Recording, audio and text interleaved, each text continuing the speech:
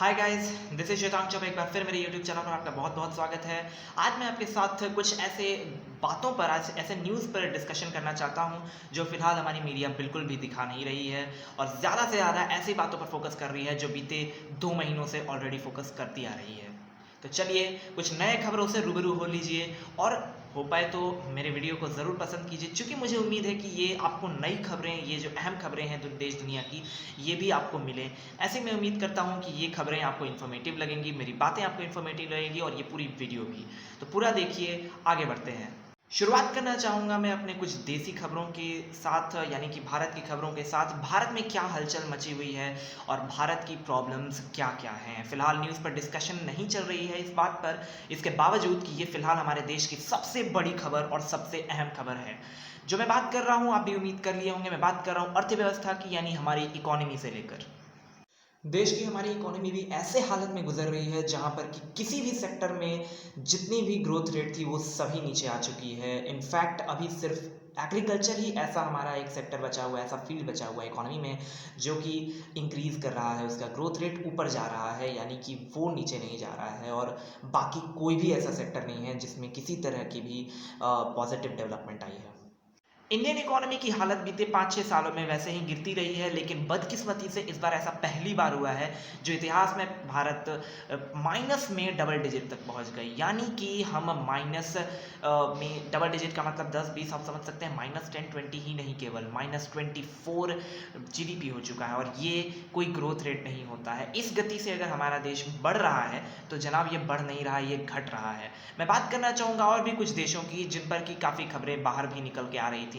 कुछ ट्वीट्स भी निकले थे जो बेकार के थे, जिनमें लोगों ने बताया कि किस तरह से बाकी के भी देशों में अभी इकोनॉमी अच्छी नहीं चल रही है। जी हाँ, अच्छी तो किसी की भी नहीं चल रही है, चाहे वो इंग्लैंड हो, ब्रिटेन हो, आई मीन यूनाइटेड स्टेट्स हो, रशिया हो, जापान हो, किसी की भी हालत बहुत अच्छी नहीं चल रही है एक्सेप्ट चाइना।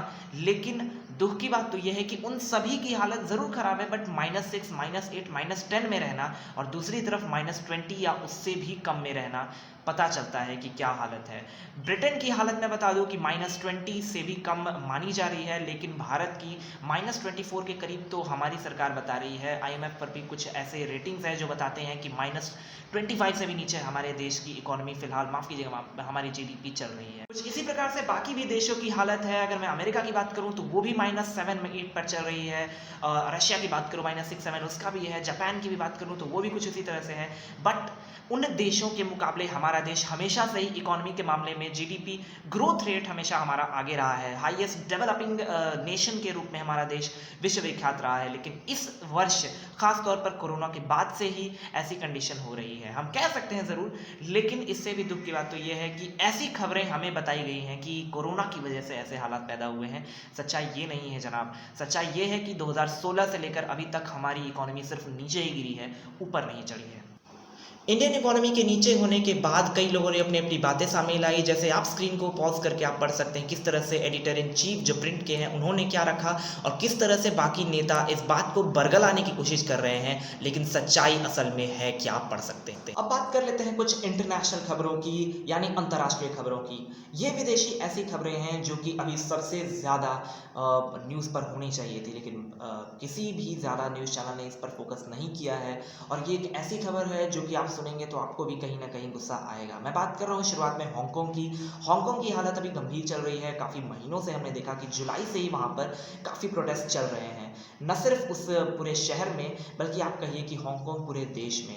हांगकांग हमेशा से ही इंडिपेंडेंट देश बनने की कोशिश किया है, लेकिन उसकी किस्मत में शायद ये लिखा नहीं रहा है, क्योंकि यूएनओ ने भी अगर घोषित कर दिया हो कि एक नया देश बन चुका है हांगकांग के रूप में, लेकिन चाइना इस चीज़ को मानने के लिए कभी तैयार रहा ही नहीं है।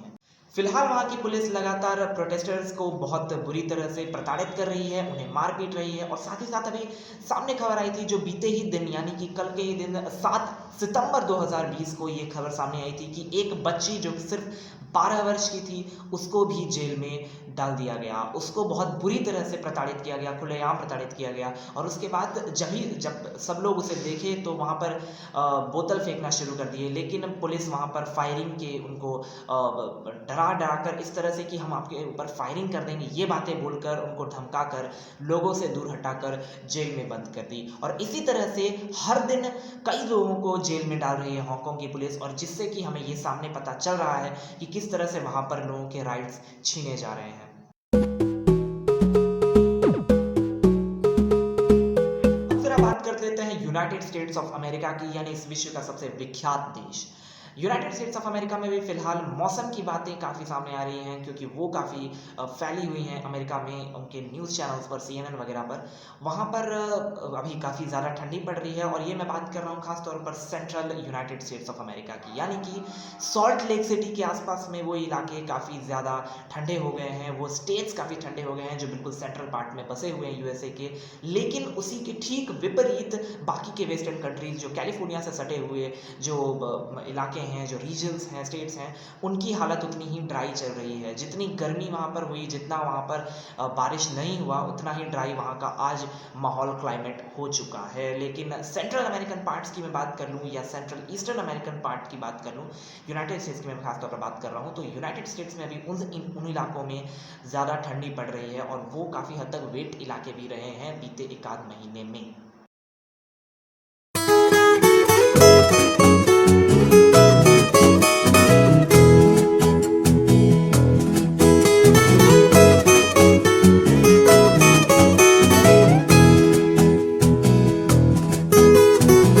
इन्हीं कुछ नेशनल इंटरनेशनल न्यूज़, या कह लें देश और विदेश की खबरों के साथ मैं आपसे विदा लेता हूँ। उम्मीद करता हूँ कि आज आप ये काफ़ी इन्फॉर्मेशन कलेक्ट किए होंगे, आपको कुछ इन्फॉर्मेटिव बातें पता चली होंगी, और देश दुनिया से भी आप रूबरू हो गए होंगे।